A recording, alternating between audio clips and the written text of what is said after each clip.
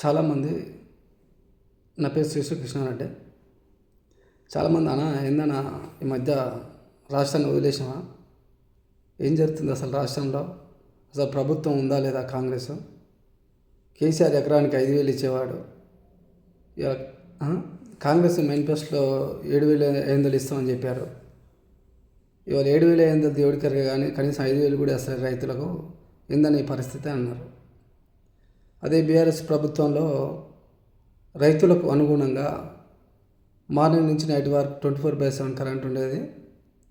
అదే 12 hours. ఇప్పుడు ఆ కరెంటు కూడా ఉండే పరిస్థితులు లేదు. మార్నింగ్ వెళ్తుండే 3:34కే బంద్ చేస్తారని చెప్పడం జరుగుతుంది. ప్లస్ నేను కూడా కొంత వ్యవసాయం చేస్తున్నాను. నేను కూడా చూస్తున్నాను 4 o'clock పోతుంది, కొన్ని ఏరియాలో ఉంటుంది. 1-2 సార్లు నాకు కూడా కోపం వచ్చి వెళ్దామని చూసిన సబ్ స్టేషన్ల మీదకి. దీన్ని ఎలా ఖండించాలనే ఉద్దేశంతో దాన్ని ఒక మార్గదర్శకంగా చూస్తున్నా. వీళ్ళు ఎవరాలి, ఏంది, ఈ ప్రభుత్వం ఏందనేది అందరికి జనాలు కూడా తెలియాలని. అయితే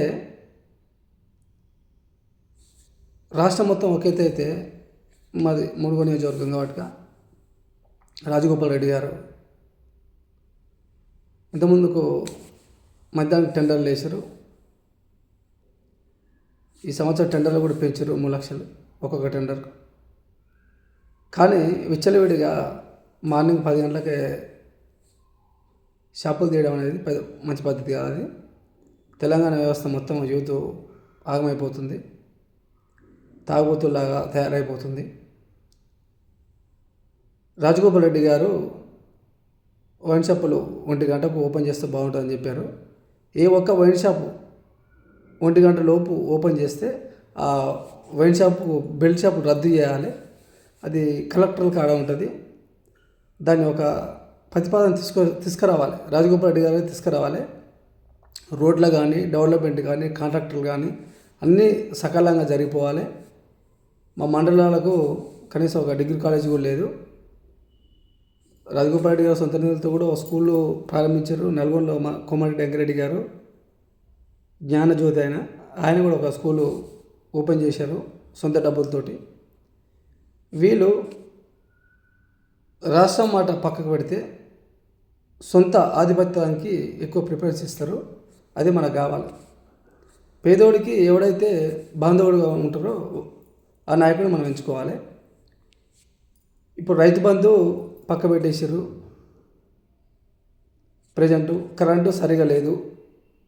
కావాల్సింది రైతులకు రైతు బంధు. మీరు ఎలాగో ఇప్పుడు మనం యూజ్ చేసే ఫెర్టిలైజర్స్ మీద మీకు అంత జ్ఞానం లేదు కాంగ్రెస్ వాళ్ళకు. దాన్ని అకౌంటబుల్గా దాన్ని కింది స్థాయిలోకి ఆ మందులు తీసుకొచ్చే అంత స్థాయి కూడా లేదు. అడ్డగోలుగా మందులు కూడా తయారైపోయినాయి. పెద్ద పెద్ద కంపెనీలు కూడా పుట్టుకొచ్చినాయి. ఆ మందు దేని కొడితే ఏం పోతుందో కూడా ఎవరికేం తెలియట్లేదు. ఈ సంవత్సరం మొత్తం పత్తి చేనులు మొత్తం కూడా ఆగమైపోయారు. వ్యవస్థ కూడా అలానే తయారైపోయింది. మీరు కనీసం ఒక యూరియాను కూడా సరఫరా చేయలేని పరిస్థితిలోకి ఎలా కాంగ్రెస్ ప్రభుత్వం ఉంది. అసలు ఏం చేస్తున్నారో వాళ్ళకి అర్థం అవ్వట్లేదు.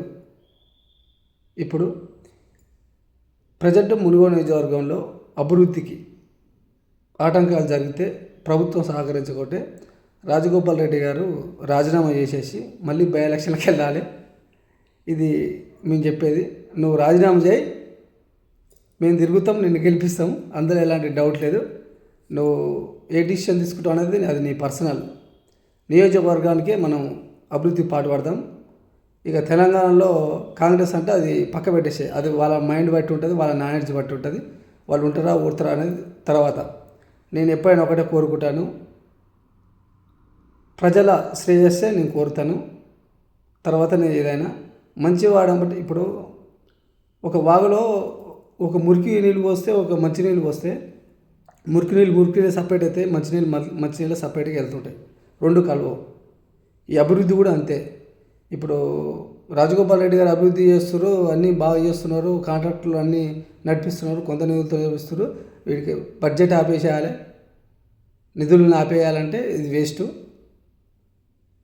గతంలో రేవంత్ రెడ్డి గారు కూడా కలిశారంట రాజగోపాల్ రెడ్డి. 1 మంత్లో అయిపోతుందని చెప్పారంటే ఇప్పటికి 3 నెలలు అయిపోయింది, ఇంతవరకు నిధులు రిలీజ్ చేయలేదు.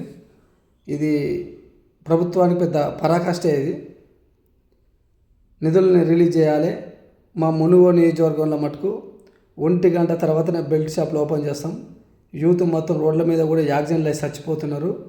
దీనికి ఈ విషయంలో మటుకు ఎలాంటి రాజీ పడాల్సిన అవసరం లేదు. ఇంకొక ఆయన రాజగోపాల్ రెడ్డికి ఏం తెలుసో ఏది పడితే అది చెప్తున్నాడు. అది ప్రభుత్వ నిర్ణయం అంటారు. ప్రభుత్వ నిర్ణయం అంటే ప్రభుత్వ నిర్ణయాలు కొన్ని తీసుకోరు జనాలు.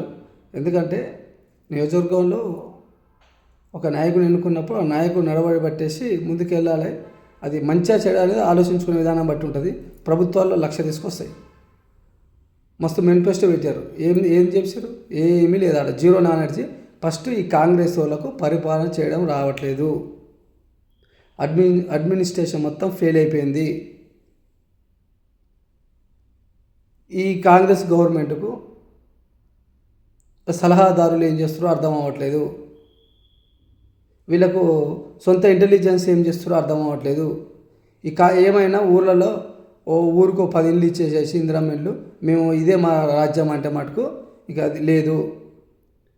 రేవంత్ రెడ్డి గారు 2/3 మెజార్టీ మీద మేము గెలుస్తాం అంటారు. 2/3 కాదు కదా, మళ్ళీ ఒక 20 సంవత్సరాల వరకు ఈ కాంగ్రెస్ కనిపించదు ఈ తెలంగాణలో. ఇంకా మీకు అర్థం అవ్వట్లేదు. నేను చెప్పట్లేదు అంటే నేను చెప్తాను కొంత టైంలో. మీ నాలెడ్జ్ ఏంది అనేది కూడా పసిగట్టడానికి మేము చూస్తాం. మీకు నాలెడ్జ్ లేదు. ప్రభుత్వాలు నడిపించే నాలెడ్జ్ ఇప్పుడున్న మంత్రులకు లేదు. వీళ్ళు నడపలేరు ఈ ప్రభుత్వాలని. ఎవరైనా ఒకరు మంచి మనసుతో వస్తే వాళ్ళని తొక్కేస్తారు, ఏదో ఫోన్ ట్యాపింగ్ చేస్తారు, పిచ్చి చేస్తారు. ఇలాంటి వ్యవస్థని, ఇలాంటి రాజకీయాలు ఉండాల్సిన అవసరం లేదు. అవసరం అనుకుంటే కోమటిరెడ్డి వెంకరెడ్డి కానీ రాజగోపాల్ రెడ్డి ఇద్దరు రాజీనామా చేసి బయటకు రావచ్చు.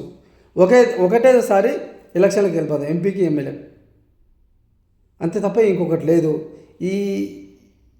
ఈ రాజకీయము మనం ఏదైతే అసెంబ్లీలో ప్రమాణాలు చేశామో దానికి అనుగుణంగా ఉండాలి. అంతే తప్ప ఎవరికి భయపడాల్సిన అవసరం లేదు. మునుగోడులో మటుకు ఎవరికి భయపడాల్సిన అవసరం లేదు. రాజగోపాల్ రెడ్డి రాజీనామా చేయాల్సిందే, బయటకు వచ్చి ఎలక్షన్లకు వెళ్ళాల్సిందే, కాంగ్రెస్కి బుద్ధి చెప్పాల్సిందే. ఇప్పుడు ప్రజల శ్రేయస్సు కోసం ప్రభుత్వాలను ఎంచుకుంటాం 5 సంవత్సరాలు మ్యాండేటరీ. ఈ ప్రభుత్వం ఏం చేస్తుంది? రైతులను ఆగమాగం చేసింది. వాడు అంటాడు ఉచిత పథకాలు అది అంటాడు. నువ్వు కొన్ని పథకాలు తీసేసాయి. రైతు కావాల్సింది రైతు బంధు.